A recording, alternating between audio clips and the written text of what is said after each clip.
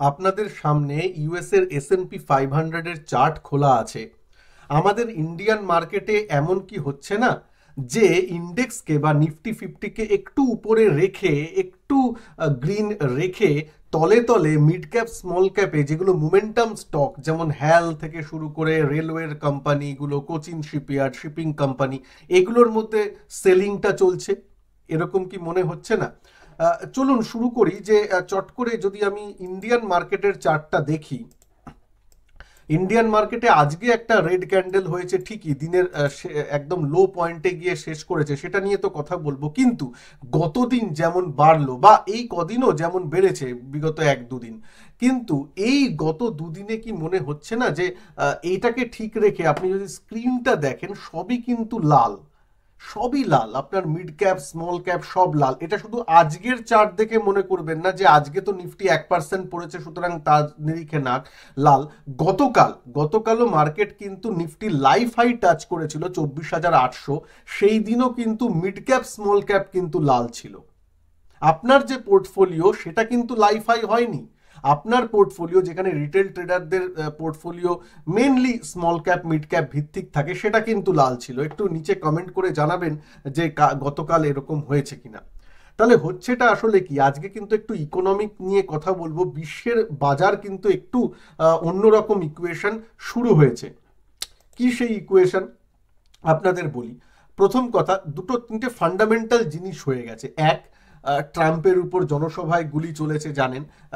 তো সেই তারপর থেকে তার যে মানে একটা সিম্প্যাথি ভোট বলুন বা একটা জনমানসে যে উনি ওটা ওই ইনসিডেন্টটা হওয়ার পরেও যেভাবে হাত মুঠো করে উপরের দিকে ছুঁড়ে বলেছিলেন যে আমরা ফাইট করব, এই করব, এই ধরনের ব্যাপারটা ইউএসএ বেশ চলছে। এবং তাতে একদল মনেই করে নিয়েছে যে ইউএসএ ট্রাম্প সরকারই এর পরের বার আসছে। সেখানে বাইডেনের মন্তব্যগুলো একটু খাপছাড়া হয়ে যাচ্ছে, বলতে একটু ভুল করে ফেলছেন, এরকমও হয়েছে। তো তাতে মনে করা হচ্ছে যে স্ট্রং ক্যান্ডিডেট হিসাবে কিন্তু ট্রাম্পের নামটাই উঠে আসছে এবং অনেকেই ধরে নিয়েছে যে ভোট তো এখন সময়ের অপেক্ষা, যে জিতবে তার নাম অলরেডি ডিসাইডেড। কি হয়েছে এতে, মানে আপনি বলবেন যে এতে কি হলো? এতে এইটাই হলো যে ট্রাম্প জানেন একটু ভোকাল, মানে যখন ট্রাম্পের ব্যাপারটা চলছিল, যে প্রেসিডেন্ট যখন ছিলেন, তখন প্রত্যেক দিন আমরা ঘুম থেকে উঠে ওনার একটা টুইট শুনতাম আর ওই টুইটে বাজার রিয়াক্ট করে যেত, মনে আছে?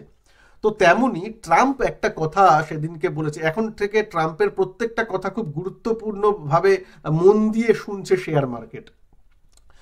উনি বলেছেন যে তাইওয়ানের উপর থেকে, তাইওয়ানকে জানেন ইউএস সাপোর্ট করে, সামরিক সুরক্ষা প্রদান করে, সেই সুরক্ষা প্রদান করবে না, যদি করে তার জন্য তাইওয়ানকে আলাদা করে টাকা দিতে হবে। জানেন ট্রাম্প একদম পাতি বিজনেস মাইন্ডেড মানুষ, তো উনি সেই কথা বলেছেন। এইবার ব্যাপারটা হচ্ছে এতে কি মনে করা হচ্ছে, যেই এটা এসেছে তাহলে কি একটা জিওপলিটিক্যাল আনসার্টেনটি ব্যবস্থা হয়ে যাবে। কেননা ইউএস যদি ওইখান থেকে চলে আসে, চায়না ইজিলি তাইওয়ানকে নিয়ে নেবে বা একটা আধিপত্য বিস্তার করতে পারে, এই একটা ব্যাপার। তাইওয়ানের সব থেকে বড়, ওয়ার্ল্ডের সব থেকে বিগেস্ট সেমিকন্ডাক্টর যেটা তাইওয়ান সেমিকন্ডাক্টর TSM, সেটা কিন্তু সেইখানে আছে তাইওয়ানে। যারা টোটাল সেমিকন্ডাক্টরের ইন্ডাস্ট্রির 80%, পুরো ওয়ার্ল্ডের 80% সেমিকন্ডাক্টর চিপ সাপ্লায়ার এই TSM, সেইটা চায়নার কবজায় চলে যাবে এবং তাতে একটা গ্লোবাল টার্ময়েল দেখাও দিতে পারে বিজনেসে। কেননা আপনি মনে করে দেখুন, এই চিপের অভাবে কিন্তু গাড়ি শিল্প, অটো শিল্প আমাদের একটু দাঁড়িয়ে গেছিল কয়েক বছর আগে। এই জিনিসগুলো কিন্তু হতে পারে। তো একটা জিওপলিটিক্যাল আনসার্টেন অবস্থা হবে এবং এই জন্যই কিন্তু একটু সেক্টোরাল রোটেশন হচ্ছে। সেক্টোরাল রোটেশন কি আবার একটু বলি। যেমন আমি একটা উদাহরণ দিয়ে বলছি, S&P 500 এবং ন্যাসড্যাক মেইনলি আপনার টেক কোম্পানিগুলোকে করে। ন্যাসড্যাক ইউএস এর একটা ইন্ডেক্স, যার মধ্যে Apple, Google, Netflix, Nvidia, Amazon, Facebook, এই জিনিসগুলো আছে। এইগুলো একটু টেক কোম্পানি, টেকনোলজিক্যাল কোম্পানি। এর ইন্ডেক্স যদি দেখেন এই কদিনে উপর থেকে কিন্তু যদি দেখেন নিচে প্রায় প্রায় 5-5.5%-এর মতো কারেকশন, কিন্তু মানে 6%-এর মতো কারেকশন ন্যাসডাক দিয়েছে। এবং গত জাস্ট দুদিন আগেও দেখুন বেশ নিচের দিকেই পড়েছে, একদিন দুদিন আগে। যদি আপনি সেই নিরিখে এসএনপিরও চার্টটা যদি দেখেন, তেমনই উপর থেকে যদি এসএনপি 500-এর চার্ট দেখেন, উপর থেকে মোটামুটি ওই 3%-এর মতো কারেক্ট করেছে। সেই দিকে ডাও জোন্স যদি দেখেন, গতকাল মাত্র একটু কারেকশন দিয়েছে, কিন্তু তার আগের ক্যান্ডেলগুলো দেখুন, যখন যখন ন্যাসড্যাক, এটা ন্যাসড্যাকের ইকুইটির চার্ট, এটা ফিউচারের চার্ট ছিল, এটা হচ্ছে ইকুইটির মানে ইন্ডেক্সের চার্ট। ন্যাসড্যাক যখন আগের দিন 3%, এটা গ্যাপ ডাউন হয়েছিল, এইখান থেকে এইখানে 3%-এর মতো কারেকশন দিয়েছিল, সেই দিন ডাও জোন্স কিন্তু 700 পয়েন্ট উপরে গেছিল। ঠিক আছে, 700 পয়েন্ট, ভাবতে পারেন এরকম ডাইভারজেন্স কিন্তু ওদের লাস্ট হয়েছিল 1999-এর দশকে, মানে আজ থেকে প্রায় 20-25 বছর আগে এরকম হয়েছিল, যেখানে অন্য একটা ইন্ডেক্স 3% মাইনাস আর অন্য আরেকটা ইন্ডেক্স 2% আপ বা 1.5% আপ। এই যে ডাইভারজেন্সটা, এই যে সেক্টরাল রোটেশনের জন্য এটা হয়েছে, এটা কিন্তু 20-25 বছর আগে হয়েছিল। সুতরাং এই ইভেন্টটা হচ্ছে কেন? এই কথাবার্তার জন্য। এই যে ট্রাম্প সরকার বা নতুন একটা সরকার আসতে চলেছে, তাদের পলিসি কি হতে পারে সেটা বাজার আগে থেকে ডিসকাউন্ট করতে চাইছে, এবং সেই জন্যই কিন্তু দেখা যাচ্ছে। এবং সেই নিরিখেই কিন্তু আরেকটা আছে যে ইউএস রেট কাটও করবে, ইউএস রেট কাটও কিন্তু করবে। তো তার জন্য কি হয়, রেট কাট যখন হয়, সব থেকে সুবিধা কোন কোম্পানিগুলোর জন্য হয়? একটু নিচে কমেন্ট করে জানাবেন তো। রেট কাট যখন হয় তখন সব থেকে সুবিধা হয় মিড অ্যান্ড স্মল ক্যাপ কোম্পানিগুলোর, কারণ তাদের ক্যাশ ফ্লো এমনিতে কম থাকে। রেট যখন বাড়ে তখন তাদের বিজনেসের উপর বেশি মন্দা এফেক্ট পড়ে। যখন রেট কমে যায়, কমের দিকে থাকে, তখন তাদের ক্যাশ ফ্লোগুলো ভালো হয়, তখন তাদের বিজনেসটা ভালো করে হয়, তখন তাদের আর্নিংটা বাড়ে। তাই জন্য mid and small cap stock কিন্তু ভালো চলে। কি সঞ্জয়, এটা কি বলছো? আমাদের এখানে তো মিড ক্যাপ স্মল ক্যাপেই তো খারাপ দিক যাচ্ছে। হ্যাঁ, খারাপ দিক যাচ্ছে, কেন আমি ইউএস এর নিরিখে বলছি। ইউএসএ যেহেতু রেট কাটটা হবে মোটামুটি এইবার হয়ে যাবে সেপ্টেম্বর কোয়ার্টারে, সেটা সবাই ধরে নিয়েছে। তার জন্যে কিন্তু ওরা আস্তে আস্তে মিড অ্যান্ড স্মল ক্যাপে অ্যালোকেশনটা বাড়াচ্ছে। ওদের জন্য, ইউএস ইনভেস্টরদের জন্য মিড অ্যান্ড স্মল ক্যাপ মার্কেটটা কোথায়? Indian market. কারণ অ্যাপেলের তো মার্কেট ক্যাপই ইন্ডিয়ান টোটাল ইকোনমির মার্কেট ক্যাপের থেকে অনেক বেশি। অ্যাপেলের কথা ছেড়ে দিন, এনভিডিয়ার মার্কেট ক্যাপ 3 ট্রিলিয়নের কাছাকাছি বা তার বেশি। বুঝতে পারছেন, ভারতের ইকোনমি যেখানে 4 থেকে 4.5 ট্রিলিয়নের কাছাকাছি ডকুমেন্টেড যেটা। তো এই জন্যই বলছি, তাহলে ওদের কাছে মিড ক্যাপ হচ্ছে আমাদের কোম্পানিগুলো, আমাদের লার্জ ক্যাপ কোম্পানিগুলো ওদের কাছে মিড ক্যাপ, আমাদের নিফটি ওদের কাছে মিড ক্যাপ স্মল ক্যাপ। তাই জন্য কিন্তু যদি দেখেন এফআইআই এর ফ্লো গত 3-4 দিনে আমাদের দেশে কিন্তু বেড়েছে। এফআইআইরা বাই করছে। এফআইআইরা বাই কোথায় করে? এফআইআইরা বাই কিন্তু বড় বড় কোম্পানিগুলোতেই করে, যেমন নিফটিতে করবে, তারপর টিসিএস, ইনফোসিস, এই বড় বড় কোম্পানি, এইচইউএল, এইসব বড় বড় কোম্পানিতে করবে। তাই জন্যই কিন্তু দেখছেন লার্জ ক্যাপ বিগত 2-3 দিন থেকে আমাদের ইন্ডিয়ান মার্কেটে বেশি বাড়ছে। আর এই ব্যাপারটা, আর এই যে তাহলে তাহলে ঠিক আছে, লার্জ ক্যাপ বাড়ছে এটা তো বুঝলাম। তাহলে আমাদের ইন্ডিয়াতে যে এই মিড ক্যাপ স্মল ক্যাপে যে একটু মন্দা দেখা দিচ্ছে, তার কারণটা কি, এটা নিয়ে একটু কথা বলি। এটা নিয়ে বলার আগে আবার বলবো, এই ভিডিওটা যদি একটু ভালো লাগে, যেখানে একটু পুরো বিদেশের বাজার সম্বন্ধে আপনাদের ওয়াকিবহাল করাচ্ছি, তাহলে প্লিজ একটু আমার ভিডিওটাকে লাইক করে দেবেন, পারলে একটা কমেন্ট করবেন, আপনার কি মতামতটা অবশ্যই জানাবেন, এবং চ্যানেলকে ভালো লাগলে চ্যানেলকে সাবস্ক্রাইব করে বেল আইকনকে অবশ্যই প্রেস করে দেবেন। আর যারা এখনো আমার ফ্রি টেলিগ্রাম গ্রুপে জয়েন করেননি, নিচে টেলিগ্রাম গ্রুপের লিংক দেওয়া আছে ডেসক্রিপশন বক্সে, সেখান থেকে কিন্তু জয়েন করে নেবেন।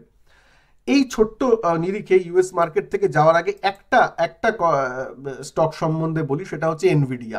এই যে সেদিনকে যে ট্রাম্পের ওই বক্তব্যটা এসেছিল তাইওয়ান নিয়ে, তারপর কিন্তু একটা গ্যাপ ডাউন হয়েছিল, প্রায় 6-7-8%-এর মতো এনভিডিয়ার মতো স্টক কিন্তু কারেক্ট করে যায়। তার মানে বুঝতে পারছেন ওনার এক একটা কথার কতটা মাহাত্ম্য। টিএসএম যেটা নিয়ে আমি বললাম, যেটা আপনার এই যে তাইওয়ান সেমিকন্ডাক্টর, যেটা তাইওয়ান সেমিকন্ডাক্টর ম্যানুফ্যাকচারিং কোম্পানি, দেখতে পাচ্ছেন এখানে লেখা আছে। তো এই তাইওয়ান সেমিকন্ডাক্টরের দেখুন, এই ওনার বলার পর ট্রাম্পের বক্তব্যের সময় এইখানে চলছিল $185 এসবে, কালকে কিন্তু সে $165 চলে আসে, মানে পার্সেন্টেজ টার্মসে অনেকটাই পড়েছে। সুতরাং এই যে কারেকশনগুলো হচ্ছে, এই কারেকশনগুলো কি ফান্ডামেন্টালি? একদমই নয়। ফান্ডামেন্টালি তো এরা ভালো কোম্পানি, ওই নিউজ বেসড যে জিনিসগুলো হচ্ছে তাতে কিন্তু এই জিনিসটা আসছে। যদি আমি উপর থেকে দেখি, প্রায় 11-12% মতো দুদিনে কারেক্টও করে গেছে।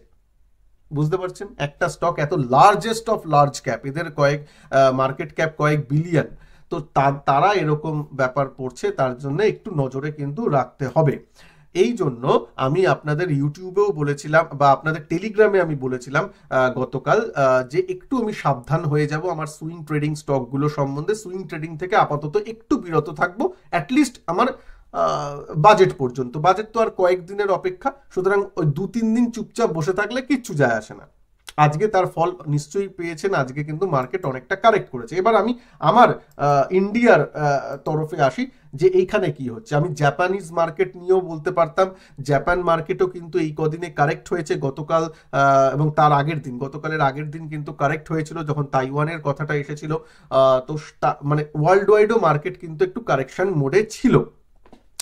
এইবার চলে আসি যে আমাদের এখানে কি হচ্ছে। মিড ক্যাপ স্মল ক্যাপের ইন্ডেক্সটা খুলে আমি আপনাদের সাথে কথাটা বলি, তাহলে একটু মনে হয় সুবিধা হবে। আমি যদি মিড ক্যাপের আনি, এক second, mid cap fin Nifty, bank Nifty, future Nifty, না এখানে মনে হয় নেই, আমি অ্যাডই করে নিই। মিড ক্যাপ 150 ইন্ডেক্স, এটা কিন্তু আমি খুব ফলো করি। যদি মিড ক্যাপ 150, এক সেকেন্ড, শুধু 150 ইন্ডেক্স, হ্যাঁ mid cap Nifty mid cap 150 index. আচ্ছা একটা অ্যাডই ছিল, ঠিক আছে আবার একটু অ্যাড করে নিই। নিফটি মিড ক্যাপ 150 ইন্ডেক্স, দেখুন কি হয়েছে। উপর থেকে যখন পড়েছে, এটা টপ তৈরি হয়েছিল, টপ থেকে যখন ও পড়েছে মোটামুটি ও 3.65 মানে 4%-এর মতো কারেকশন দিয়েছে। এটা আমি বলবো যখনই একটা ইন্ডেক্স বাড়ে 4-5% কারেকশন তেমন কোনো ব্যাপার নয়। মানে নিফটিতেও 4-5%-এর কারেকশন আসতে পারে, সেক্ষেত্রে এটা তো মিড ক্যাপ, এটা তো 10%-এও কারেকশন এলে আহামরির ব্যাপার নয়। প্রবলেম কি হয়, যখন একটা ইন্ডেক্স 4% কারেক্ট করে, তার আন্ডারে যে স্টকগুলো থাকে সেইগুলো কিন্তু আপনার 10%, 6%, 10%-এর মতো কারেকশন করে যায়। তাই জন্যই আমি গতকাল আপনাদের যখন এই কারেকশনটা সবে শুরু হব বলে মনে হচ্ছিল, গতকাল আপনাদের মার্কেট আওয়ার্সের টেলিগ্রাম গ্রুপে মেসেজটা দেখে নেবেন, ফ্রি টেলিগ্রাম গ্রুপে আপনাদের অবহিত করেছিলাম, অ্যালার্ট করে দিয়েছিলাম, এবং আমি আমার সব সুইং পজিশন থেকে বেরিয়ে গেছি সেটাও কিন্তু আমি বলেছিলাম। এই কারেকশনটাই কিন্তু আজকে যে আপনারা বিভিন্ন মিড ক্যাপ স্মল ক্যাপ স্টকে দেখতে পাচ্ছেন অ্যাক্রস দ্য বোর্ড, সেগুলোর প্রধান কারণ কিন্তু এইটাই। এবং তাই জন্যই কিন্তু আমি আমার মানে মিড ক্যাপ স্মল ক্যাপ জাতীয় যে সুইং ট্রেডিং এর জন্য পজিশন ছিল তার থেকে আমি বেরিয়ে গেছি, যেটা গতকাল আপনাদের আমি টেলিগ্রামে পাবলিক ফ্রি টেলিগ্রাম গ্রুপে আপডেট করে দিয়েছিলাম। আমি আমার স্টুডেন্টদেরও আপডেট করেছিলাম, স্টুডেন্টদের আরো ডিটেলসেও বলেছিলাম যে কেন আমি করছি। আজকেও তাদের ভিডিও করে লাইভ ক্লাসে বলেছি যে কেন করছি এটা।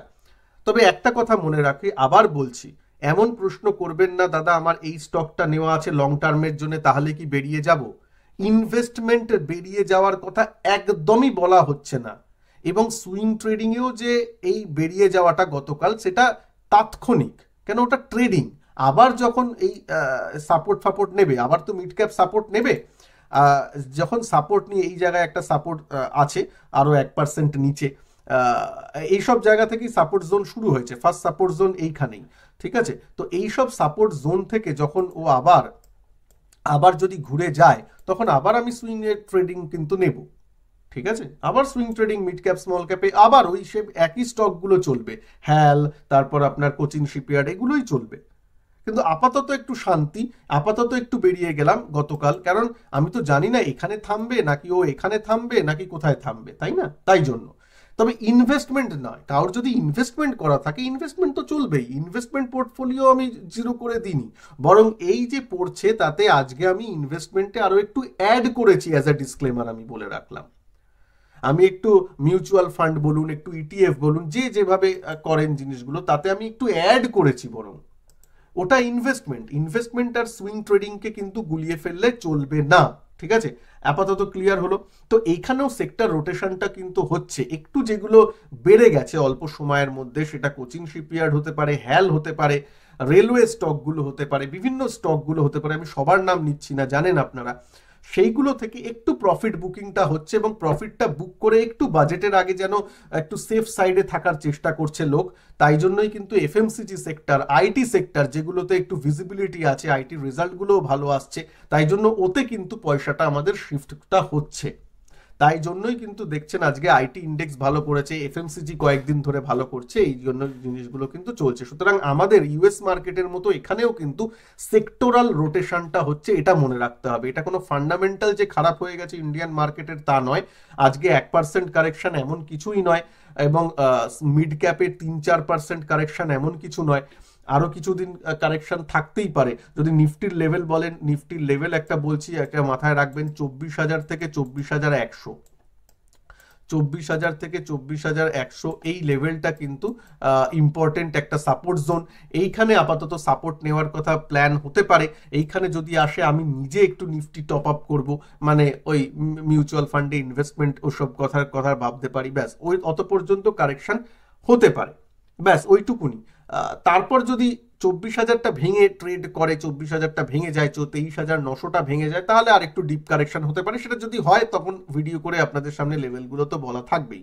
কিন্তু আবারও বলছি, এই যে কারেকশনটা হচ্ছে, এতে গেল রব করার মানে নেই, কারণটা বুঝতে হবে কি কারণে হচ্ছে। যদি আমরা ভালো স্টকে থাকি, যদি আমরা ভালো স্টকগুলো একটু রাখি, ভালো স্টকগুলোতে ফান্ডামেন্টালি যেগুলো স্ট্রং স্টক, তাতে যদি লং টার্মের জন্য ইনভেস্টমেন্ট করা থাকে, সেগুলো থেকে বেরিয়ে গিয়ে কোনো মানে হয় না, সেগুলো অবশ্যই থাকবে। কিন্তু শর্ট টার্ম সুইং ট্রেডিং, সেগুলো বাজেট পর্যন্ত আপাতত বন্ধ একটু রাখা যেতে পারে। ভালো থাকবেন সবাই। ভিডিওকে ভালো লাগলে একটু লাইক শেয়ার অবশ্যই করবেন। নমস্কার, জয় হিন্দ, বন্দে মাতরম।